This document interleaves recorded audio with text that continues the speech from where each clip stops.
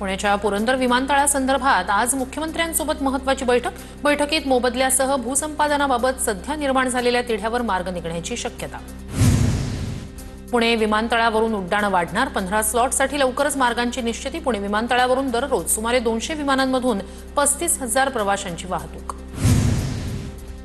पुणे विमानतळाभोवतीचा कचऱ्याचा प्रश्न मार्गी लावा, केंद्रीय राज्यमंत्री मुरलीधर मोहोळ यांच्या सूचना। पुणे महापालिकेत हवाई दल, महापालिका आणि विमानतळ प्राधिकरणाच्या संयुक्त बैठकीत सूचना। भारतीय टपाल खात्यातर्फे सुरू होणार ॲप्लिकेशन डिजिटली सक्षम होण्यासाठी ॲप्लिकेशन रोल आउट करण्याची घोषणा। 22 जुलैला राज्यातील मुख्य पोस्ट कार्यालयांमध्ये सिस्टीम अपग्रेड होणार। मत्स्य उत्पादनात 29,000 मेट्रिक टनची वाढ, ठाण्यात सर्वाधिक 28,000 टन आणि पालघरनं 1,500 टन मत्स्य उत्पादन वाढीची केली नोंद। इलेक्ट्रिक वाहनांना टोल माफी करण्याचं परिपत्रक सरकारनं न काढल्यानं एसटीला भुर्दंड। इलेक्ट्रिक एसटीमुळे दर महिन्याला अंदाजे 70 लाखांचा भुर्दंड। टोल माफीचं परिपत्रक लवकरच काढण्याची मागणी।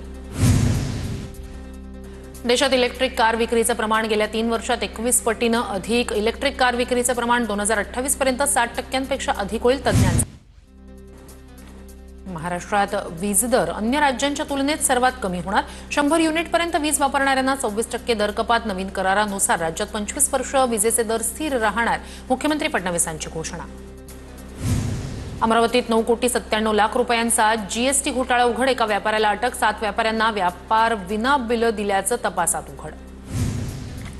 अकोल्यात 3,50,000 रुपयाचे एमडी ड्रग्ज जप्त। ड्रग्ज प्रकरणात खदान पोलिसांकडून दोघांना अटक, तिसरा आरोपी अद्याप फरार।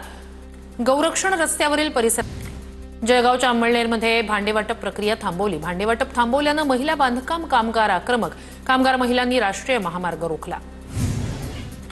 जळगावच्या बोहरामधील ग्रामस्थांचा आमदार अनिल पाटील यांच्या घरावर मोर्चा। बोहरा गावच्या 100% पुनर्वसनाच्या मागणीसाठी मोर्चा। मागणी मान्य न झाल्यास 15 ऑगस्टला जलसमाधी आंदोलन करण्याचा इशारा। साताऱ्याच्या वाई तालुक्यातील कुसगाव ग्रामस्थ मंत्रालयावर मोर्चा काढणार। बेकायदेशीर दगडखाण आणि क्रशर प्रकरणी प्रशासनाविरोधात मोर्चा काढणार। गडचिरोलीतील अतिदुर्गम भाग असलेल्या मरकणार ते अहेरी बस सेवा सुरू। स्वातंत्र्यानंतर प्रथमच या परिसरात बस सेवा, मुख्यमंत्री फडणवीसांची ट्विट करत माहिती। नागपूर मेट्रोनं ओलांडला 10 कोटी प्रवासी संख्येचा आकडा। प्रवासी संख्येत दरवर्षी लक्षणीय वाढ, अधिकारी आणि कर्मचाऱ्यांच्या उल्लेखनीय कामगिरीचं सर्वत्र कौतुक। पुण्यात आठवडाभर हलक्या पावसाच्या सरी बरसण्याची हवामान खात्याची शक्यता। काही ठिकाणं वगळता पुणे शहरात दिवसभर पाऊस पडल्याची नोंद नाही। नागपूरसह विदर्भातील बऱ्याच भागांमध्ये पाऊस गायब। पाऊस नसल्यानं पिकांना फटका। 8 ते 10 दिवसांचा पावसाचा खंड पडल्यानं शेतकरी चिंतेत।